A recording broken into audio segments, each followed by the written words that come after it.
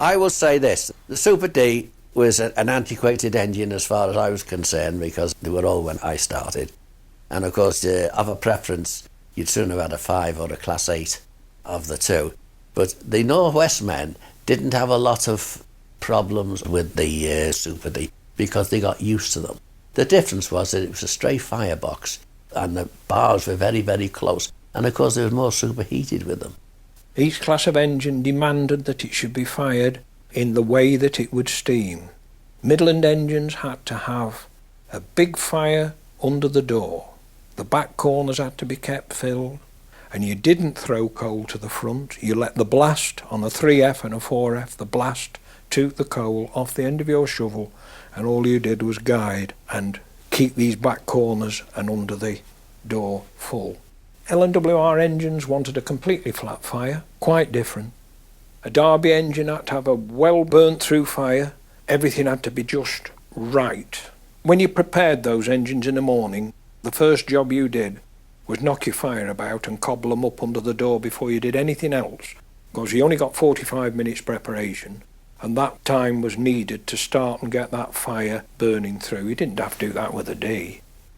The bigger engines, the Class 9, well, they were just farmyard things. They were wheelbarrow and plank. You just had to just keep shoving it in and hoped it went somewhere. I mean, I could make them steam, but back corners took some filling, but you had to have them full. But there you got wide, shallow grates.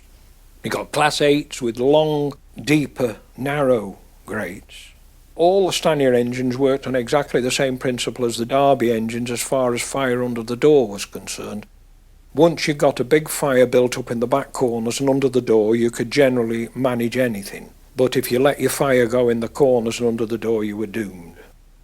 One Westie man once told me, being frightened of a Super D was like being frightened of your wife. You've had it, you might as well pack up. Yeah, there were no shortcuts to firing a Super D. You'd got to fire it in the correct manner, otherwise it wouldn't steam, and there was a certain skill in it. But, he could fire a D, Starkey could. It was unbelievable what those men could do with those engines. He said, I'll show you how to fire one of these. And we'd a bad one, 9281, she was not the easiest. And we stood in Tunstead sidings, and with 26 of mineral out to the tender. Now, you're on a 1 in 90 gradient in the sidings. And he says, screw the tender brake on. So I screwed the tender brake on, and he let the vacuum out. Now he says, don't touch anything. Damper was open. Firebox, it was the late turn on the tripper, Peak Forest tripper. The engine had been off the shed since 4 something in the morning.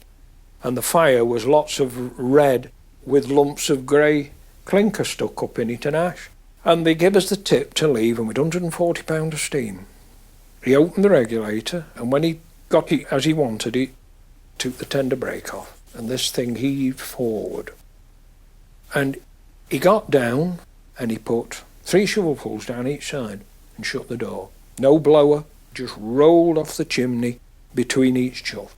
And he put another 3 down each side, by which time the pressure had risen from about 140 to about 150.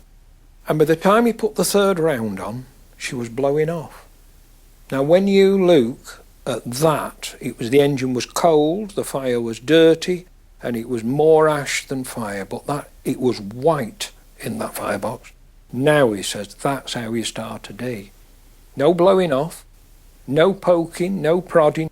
You see these Great Western engines, there's clouds of smoke and the safety valves are lifting and there's fire irons prodding. That engine had 3 rounds of 6 whilst working hard, and it blew off after the 3rd round was put on.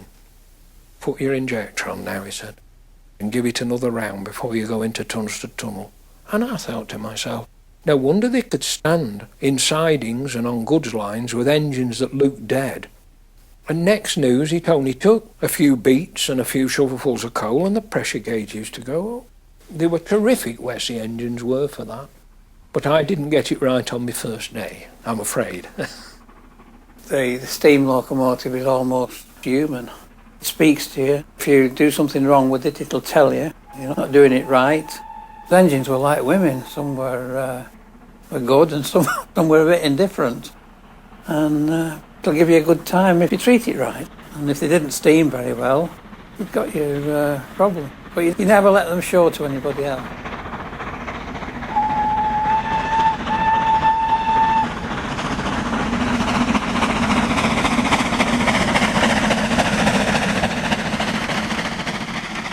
And what was mostly delightful for me, especially on a beautiful moonlight night in late summer or late or early October, was flying through the night and seeing all the stars and everything, you know, and it was a delightful scene.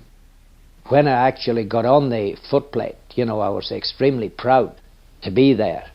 And when you'd start moving, you know, it was a great thrill altogether. And when you knew you were part of the setup, it was tremendous to be there and really be responsible for keeping the engine going, keeping it fired and checking your water and checking your coal and checking your beans on the hot plate, ready for your nosh when it came about, whenever you decided to have it.